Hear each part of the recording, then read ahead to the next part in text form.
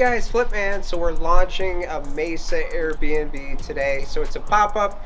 Everyone was invited, so we're gonna have a great time. We're gonna break out our construction renovation, our decor costs with Brittany, and just share the numbers with you guys so you see what we put into our latest and greatest. Okay, so here we are in the master of the Mesa Airbnb that we completed. This was originally a hoarder's house.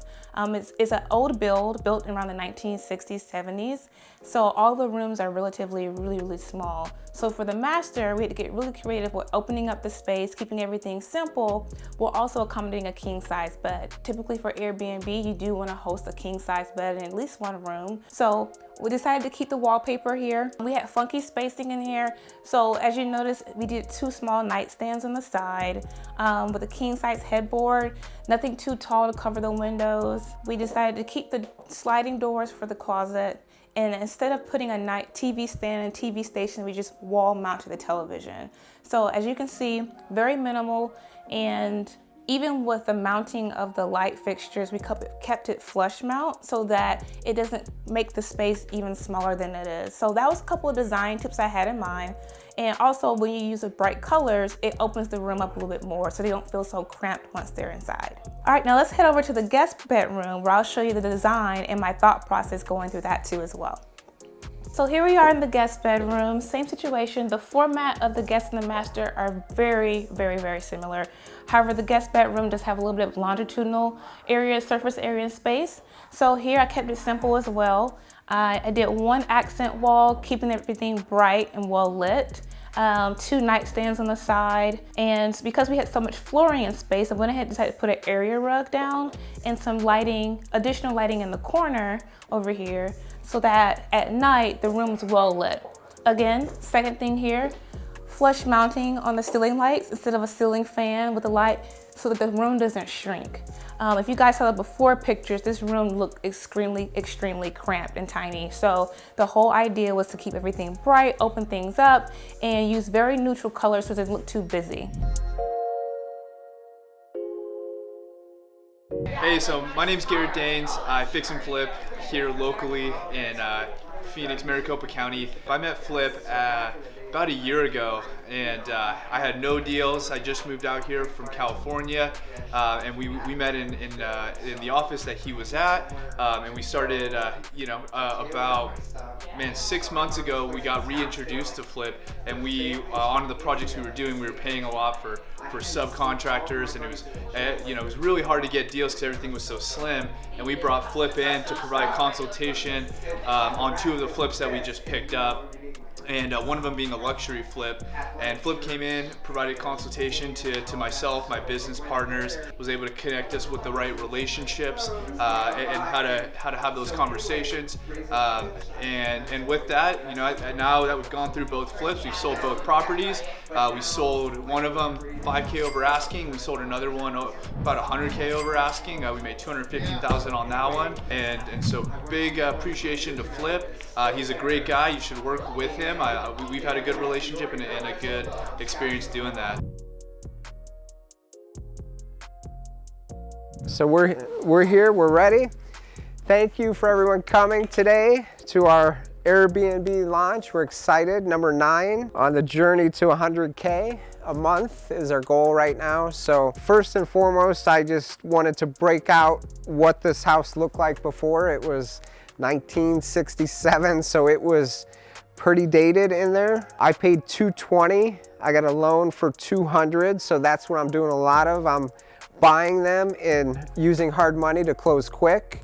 Use a variety of realtors, and then so I pay 12%, no points, no fees, and then I convert them into 4% 30-year loans. So this one launched end of December. We had a booking right away. The whole month of January is pretty booked, $175 a night. Decor in this one, $43,000 approximately. I gave you guys a sheet there. 6 weeks, a lot of work. It was her first one ever. So what did you think of the process, Brittany? So just to give you guys a really clear understanding of what we walked into, this was like probably, if I was trying to convince him not to buy it.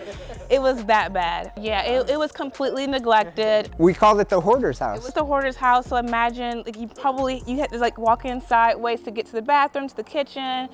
The floor plan was completely, that old floor plan is really boxy, each room segmented. He took a risk, he went in on it, he found a good deal, and we decided to say, hey, if we're gonna do this, this has to be done from scratch, like just start over, blank slate. For Airbnb, it's all about the guest experience. And you definitely wanna make sure that when people come in, you wow them, right? They can get a hotel, what makes these things stand out differently than the one down the street, or the Comfort Inn, or the Hyatt, right? So it was really interesting how many different parts that were moving. That's what I learned from Flip. A lot of moving parts, right? Getting the right contractors, getting the right subcontractors, getting the right vendors in there, having everybody in play, and then the sequence in which you do reno, right? The sequence in which you task everything out in project. Just the whole flow of the project. And even after 20 years, I messed up, excuse my language. I missed a step and I had to go backwards. So even doing so many of these, there's still times you're like, So just the little details Brittany's very good at. Like as a guy, I'm like, just throw this in there. And so she's like stepping up the game when it comes to our Airbnbs. Especially we have a luxury we're launching in Chandler. We're gonna have some masterminds there and $700 a night. So we gotta really pimp that one out. Challenges in this one, again, there's always challenges, right? So what was the biggest challenge you think? I think every corner we turned, there was a challenge. Like this backyard you see, it had mounds of dead trees, rotted plants, rotted vegetation, stones that were misplaced for no reason. So hats off though, the backyard, like this was all Brittany.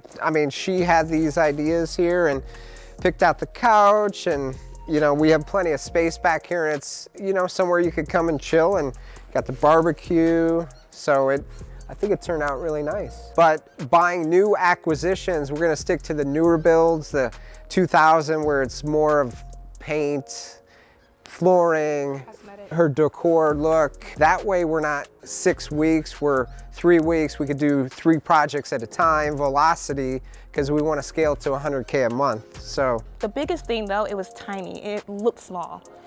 And my whole thing was, well, if we do this, we gotta just really make this look bigger than it does. Because there were so many walls. If somebody comes in, they're gonna feel cramped, they're gonna feel stuff, and they bring their kids and their family. They've been traveling for a whole, few hours at the airport to get home, get the Uber, get here. The last thing you wanna do is feel uncomfortable. So my biggest goal was like, how do I make this feel like home? How do I turn this whole thing around? And so I decided to pick colors that I knew were gonna expand the space, remove some walls. Decided to update the kitchen completely, put an island in there to give it a modern day feel, give it some updated appliances. But when you go on and you look at design for homes, everyone's kind of doing the same designs, right? And I was like, well, how do we stand out? How do we get away from the mid-century modern? How do we get away from the wood and the shiplap, right? So my whole thing was to bring something and use my creativity to somehow make this stand out from the next Airbnb down the street. I want to call it flavor.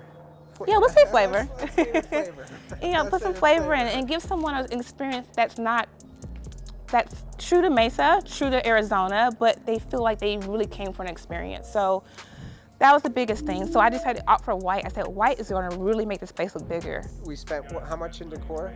Yeah, so for decor and all in total, we end up paying $12, and that's everything from tile, flooring, furniture, beds, mattresses, paint, light fixtures. Everything you see in there is brand new. So 12 grand for the facelift, right? And that's pulling everything together. And my whole thing is to give a look without breaking the bank. I did tier 3 shopping on this, and tier 3 shopping means like your Big Lots, like your Home Goods, your at-home stores. Like we're not going to Ashley Furniture, we're not going to Ethan Allen, because at the end of the day, family's gonna be here. There's gonna be a lot of wear and tear. So you wanna put a lot of investing into something that's gonna wear and tear over a long time, and you wanna replace it anyway. So this was a whole wall, and it stretched out probably, if I can just stand right here. So imagine you walk in and there's this wall, right? And then to get to the kitchen, you gotta come all the way around. And it was an eyesore. Yeah, and the biggest thing was it was just dark and gloomy in here and it just looked sad. She had gotten older, she couldn't keep up with it, she passed away, and her son just came in and dumped his stuff every now and then, and it just kind of took over. So what we did here was we removed the wall. We couldn't remove it completely because they are load bearing. So I said, if you can get the skinniest post possible, that'll definitely glam this up. And there's also where you're standing at, Aaron, there was a wall there too, where the island is. And once you got in here, the kitchen was a box too. And so it's like you turned around, like functionality. If you were a cook and you actually want to prepare dinner for your family, you'd be miserable in there because you felt so claustrophobic. And let's do some really durable flooring too.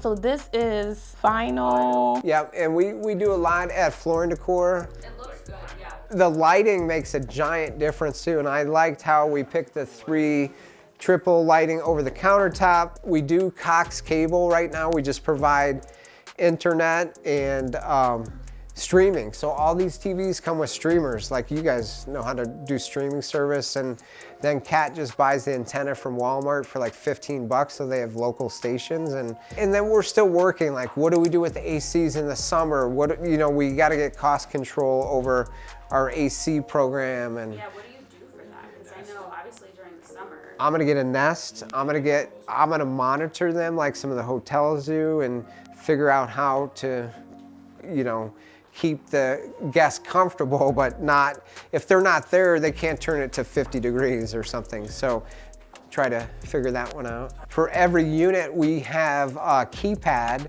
that is monitored, and we could change the codes, and you know, so people don't necessarily want keys when they come to the Airbnb, so they just push in 0119 or whatever, and lock state, you lock it. You don't have a key to carry in your pocket when you go to event and come back, and it's good to go, like a hotel. I think we have like 25 out of 31 days booked in January already. So I used to do 1-day stays, but now I do like 3 days minimum.